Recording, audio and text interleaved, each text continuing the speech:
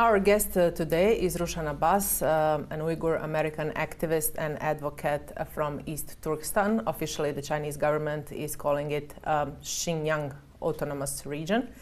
She's the founder and executive director of the non-profit campaign for Uyghurs. Mrs. Abbas, thank you so much for doing this interview and joining our program today. Thank you so much for giving me the opportunity. We're having this conversation on the day of the start of the Olympic Games in China. How satisfied can you be with the extent of the boycott that has taken place? We know that the diplomatic boycott has been started from the United States. Some joined, some didn't. Diplomatic boycott is just a bare minimum. At least there are some countries joined the United States, but not enough. Still, there are dozens and the hundreds of countries sending their leaders and the officials to the opening ceremony, and they watch the Xi Jinping and Chinese Communist regime and the People's Republic of China showcasing their prestige and the power to the world and their propaganda while they are conducting active genocide against my people. So it's very frustrating to see the International Olympic Committee put the world in this situation. We have been calling out for either moving the games from China or delaying the games, and they come up with better solution. But the International Olympic Committee completely ignored us, didn't even engage any kind of dialogue with us, saying that they cannot be political. But when you look at it, there is a huge human tragedy is happening. When you talk about millions of people, 3 to 4 million people in the concentration camps, millions more are sent to forced labor facilities as slaves, and the Uyghur women are facing forced sterilizations, forced abortions, forcibly inserting IUD devices inside of their bodies. Uyghur children are taken away from their families, from their parents, sent to state-run orphanages. Which part of this sounds like political issue? This is a humanity issue. Conscience of the world and the humanity is at test, but we are failing it. Certainly, International Olympic Committee failed that. Certainly, those leaders who are raising to Beijing and watch Xi Jinping announcing those games are failing that test.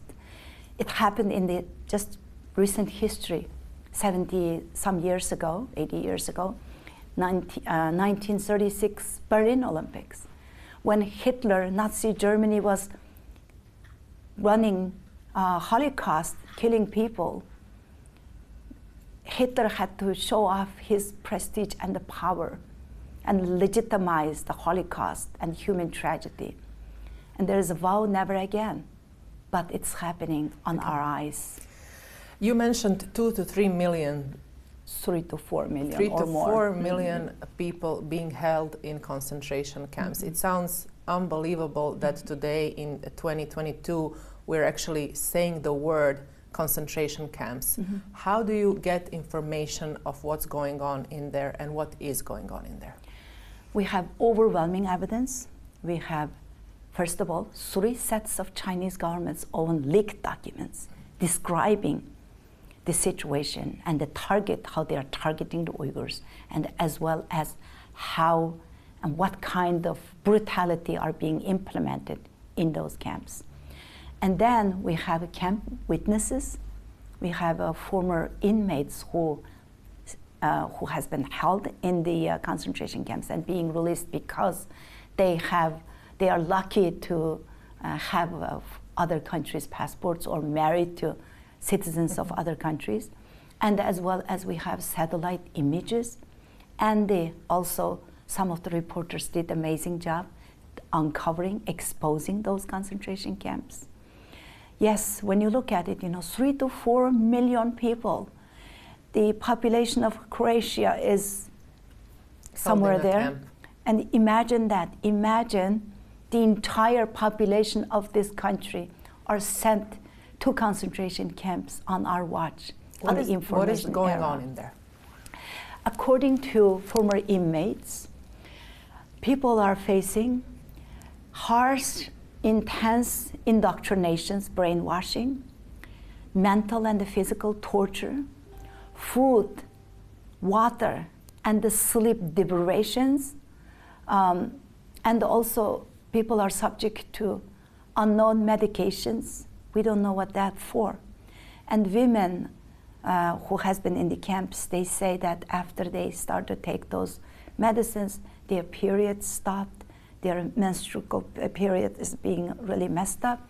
And also people are sort of like delusionated. They are not concentrating, not thinking about their families, they are more becoming like a machine controlling their bodies. And there are some people who were released from the camps, dying immediately. Few of my friends, one of my colleagues from the university, Waris Abu Bakr, he was in the camp for a year and a half and released in October 2019, and he died like 3 weeks later. And there are a few scholars who studied in the United States and abroad. Also, it happened, same thing. They were in the camp, and then they released, and then they died. What is the Chinese justification for this? What do they say? At the beginning, when we exposed the concentration camps, they say, they completely denied at first. They said, doesn't exist. It isn't true. Yeah, it's not true. We don't have any sort of camps anywhere. And then, when we had overwhelming evidence, and there is this satellite imageries brought forward with a Chinese graduate student from Vancouver, British Columbia. And also, reporters did an amazing job discovering, and they said, oh, those are re-education camps. And then they changed first they said they are re-education camps to educate Uyghur people to make them normal human beings. Imagine this, Chinese ambassador at the time, this is spring of 2019, Cui Tiankai, Chinese ambassador to United States, he gave an interview to CNN. You can look that up, and it's still on CNN page. He said, having those Uyghurs in those re-education camps, we are trying to make them normal people. Can you believe it? Because of our ethnicity, our race, and the language that we speak, and our unique culture, in the front of the Chinese Communist government's eyes, we are abnormal commodities, basically. Can you tell us a bit about your personal story? What is the destiny of your sister? Do you know that today? I have been very vocal about the human rights abuses that Chinese government was implementing against my people. And then when these camp issues came up, my husband's entire family disappeared by the summer of 2017. So I was raising the case of my in-laws while I was talking about the millions of people disappearing to the concentration camps. September 5th, 2018, there was a panel at the Hudson Institute, one of the think tanks in Washington, D.C., and I was one of the panelists. And that was televised, and it was also on YouTube. So I talked about the conditions of those concentration camps and the China's genocidal policies against my people, outlining my in-laws, my parents' in-laws, 3 of his sisters, their husbands, his brother, and his wife, 14 of his nieces and nephews. They're all gone, 24 people from his family. So I talked about that. 6 days later, my own sister was abducted from her home in Urumqi. And that's my sister. So ever since she disappeared, I have been carrying my sister's picture. I have been protesting. I have been writing op-eds, being very active on social media. Every place you see is my picture, is my sister's picture. I'm carrying her picture. Yet, the Chinese state-owned media, the China's Global Times Network, published an article saying that my organization, Campaign for Uyghurs, is a separatist organization, and they said Rushan Abbas stole other people's photo. This is my sister. Said stole other people's photo, claiming her missing relatives, spreading rumors about the Chinese government. This was December 2019. A year later, in December 2020, on Christmas Day, we learned that she was sentenced for 20 years on terrorism-related charges. Look at her. She's a retired medical doctor, very quiet, kind person. She has nothing to do with any kind of radicalized or Islam or terrorism. Her only crime is being my relative. So when we heard this, we did the press conference, and some of the lawmakers, Congressman Tom Swazi, Congressman McGovern, Congressman Chris Smith, they demanded Chinese government to immediately release her. And that was covered widely on the media. Mm-hmm. So one of the Reuters reporter asked Wang Wenbin, the Chinese government spokesperson, about my sister. Shamelessly, he just named her. He said Rushan Abbas was charged accordance with law. He completely ignored how they said that she did not exist, how they tried to demonize me, discredit me by saying that I am a liar and I stole somebody else's photo and I lied about China. Are you disappointed in some way with the response of Muslim countries in relation to the Uyghur question? Absolutely. Mm-hmm.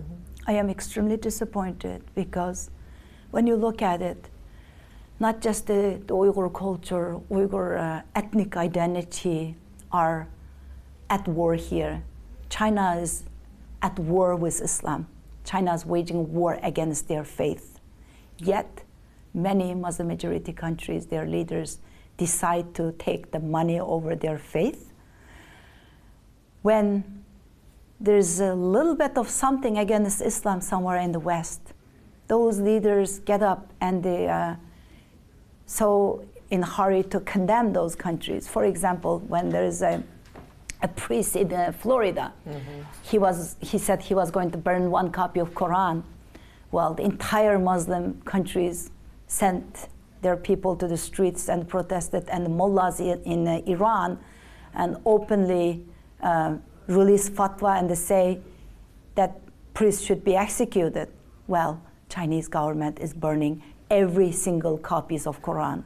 Chinese government is burning the Uyghur Muslims, actually the Uyghurs. There's crematorias are built next to the concentration camps for a culture doesn't practice cremation. The Chinese government is sending Han Chinese men into Uyghur homes to sleep with Uyghur women in their own home, and they're subject to sexual abuse. What happened to those Muslim leaders? Chinese government reported on their own media 1.1 million Han Chinese cadres sent to Uyghur homes to live with them, supervise, and monitor their daily activities and give them credit at the end. If, when you look at it, most of the men are either sent to the concentration camps or sent to the forced labor facilities to work as slaves. Most of the women and the girls at home are subject to sexual abuse in their own home. Nowhere in the history humanity saw this kind of abuse. If people are taken to the prisons or the authorities take them to some place and abuse them, that's one thing. At least people have their own home to come home and to cry or just to be peace within themselves for a few hours. But for Uyghurs, that's even taken. What is the situation, the current situation in Turkey with the Uyghur community? We know that there was a strong pressure from the Chinese government to extradite people from there. What's going on according to your information right now? Chinese government is pressuring the Turkish government to ratify that extradition law. Chinese government already did, but the Turkish government, they have not. And Turkey is actually being one and the only Muslim majority country raising the Uyghur issue. Çavuşoğlu mentioned a few times in the United Nations and the Organization for Islamic Cooperation and the President Erdogan too. They give more than 60,000 Uyghurs home, and they're all living there. And so far, they have not sent any Uyghurs back, and I hope that they are not going to, and I believe that they are not going to, because the Turkish government is, compared to other Muslim majority countries, you know, being aware of the issue. And at the end of this conversation, some kind of wrap up, if we can call it that, you mentioned that the China is in war with Islam. What is your message to the international community, and what do you think that the Chinese ultimate foreign policy goal is?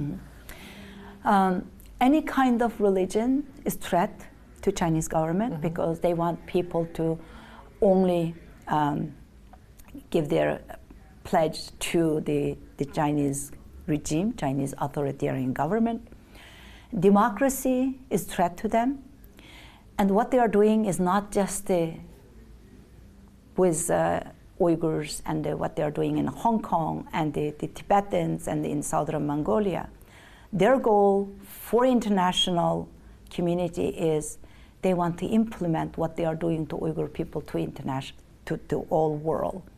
Basically, they are not only at war with Islam, they are at war with freedom and democracy. When you look at it, they are manipulating, controlling all over the world. Some of the mainstream media, they don't report the Uyghur cause. Why? Because of the pressure by the Chinese government.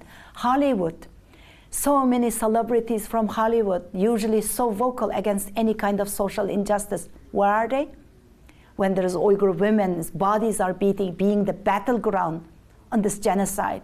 Uyghur children are taken. What happened to all these famous feminists and the people who are supposed to defend children's rights? Disneyland, complicit. International Olympic Committee is being complicit. United Nations is also being manipulated by China as the second largest donor. So when you look at it, the whole world is very willingly giving out their freedom of speech and their freedom. So my message to international community is, this is your last call. If you don't stand up and stop China right now, look at the Uyghur people and the picture, the future of the world. Look at what Uyghurs are facing in China right now, and imagine the world you are leaving behind for your children and your grandchildren, because that is the picture that China has for you. That is the plan that China has for you. It's not just the sake of the Uyghurs' future, it's the sake of the free world that you must stand up and speak out. Silence is no longer protecting anybody, not protecting the world. Thank you so much for this interview, Mrs. Abbas.